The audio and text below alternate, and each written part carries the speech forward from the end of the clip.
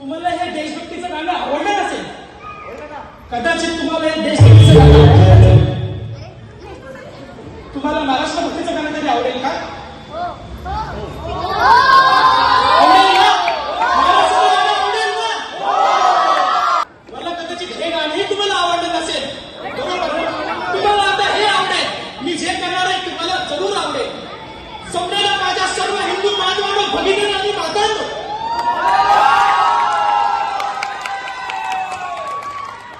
नरेंद्र मोदी ऐकता, नरेंद्र मोदी ऐकता, सगळं वाजवलं मला. मी पुन्हा येईन, मी पुन्हा येईन, मी पुन्हा येईन. हेच तुम्हाला इतके वर्ष उल्लू बनवलं गेलं आहे, तुम्हाला गंडवलं गेलेलं आहे. हे राज्यकर्ते कित्येक वर्ष आपल्याला मूर्ख बनवत आहेत. ही लोकशाही आहे. लोकशाहीमध्ये आपण जे निवडतो त्यांना मत देतो, ते निवडून येतात आणि आपल्या पुढे काही फेकतात. पण हे असं व्हायला नकोय.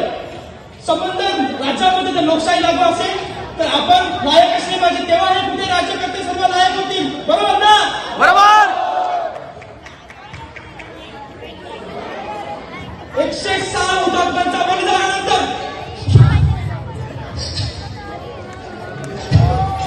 एक महान राष्ट्र स्थापन झाले. महाराष्ट्र आज 66 वर्ष पूर्ण झाले, तरी आम्ही त्याला तोडला, मोडला, गुन्हागार केला, भकाकार केला.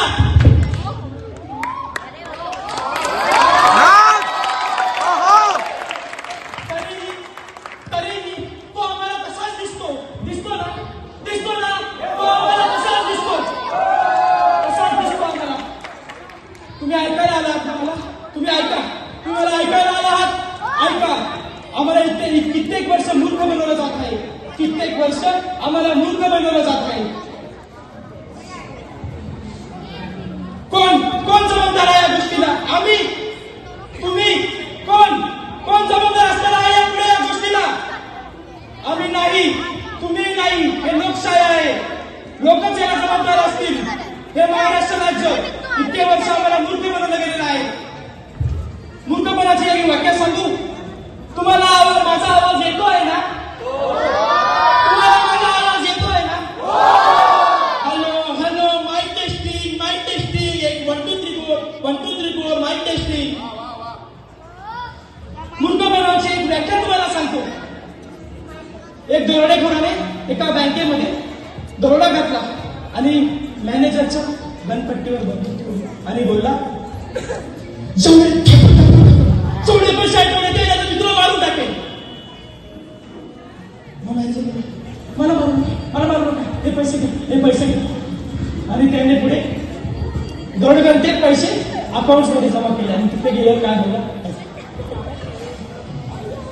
तुमसे मिलने को दिल करता है. मॅडम, मला इथे एक अकाउंट खोलायचं आहे. हाच तो मूर्खपणा. इतक्या वर्ष लुबाडला गेलाय. कोणी लुबाडलं? गुजरात्यानं, मारवाड्यानं, अण्णानं नाही. अरे कैसे हो भाई? भैया नाही. मराठी माणसानेच मराठी माणसाचा घात केला आहे. मराठी माणसाचा घात. मराठी माणूस उरलाय कुठे? मनासी माणूस उरलाय कुठे? तो उरलाय फक्त भाषणासाठी, मतांसाठी, आणि तोही फक्त एकदा कागदावर. मग तुम्ही मला उदाहरण द्या. 2 वर्षापूर्वी एक भव्य दिव्य असा मोर्चा निघला होता. एक मराठा, लाख मराठा. पण तो एक मोर्चा कुठल्या जातीचा नव्हता. तो होता एका मराठी अस्मितेचा. होता की नाही? पण आम्ही विभागले गेलोय. आम्ही कसे विभागलोय? कुठे विभागलोय? कोणी भगव्यात, कोणी हिरव्यात, कोणी निळ्यात, कोणी कमळात, कोणी धनुष्यबाणात, कोणी मसाली, कोणी सिटी.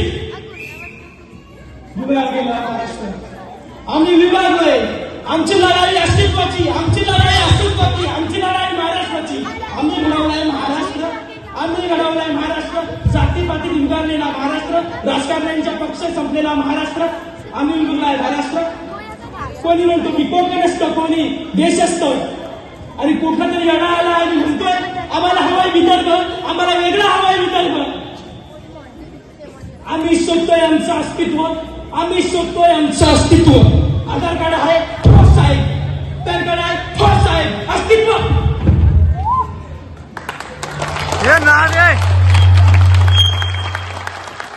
अस्तित्व हरवलंय. गेले कित्येक वर्ष आमचं अस्तित्व हरवलंय. शोधतोय आम्ही, कुठे शोधतोय? आम्ही शोधतोय.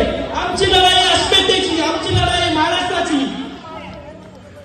आम्ही शोधतोय मुंबईच्या वड्यामध्ये, कोकणाच्या आंब्यामध्ये, नाशिकच्या द्राक्षामध्ये, नागपूरच्या संत्र्यामध्ये. आम्हाला काय मिळालं? आम्हाला काय मिळालं?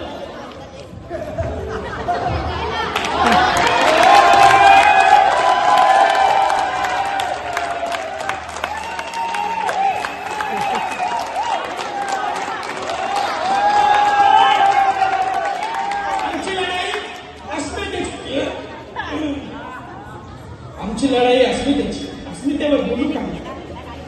आता पोट भरले आहे, थोडी वाम खुशी घ्यावी म्हणते. कसे? महाराष्ट्र माझा, महाराष्ट्र माझा.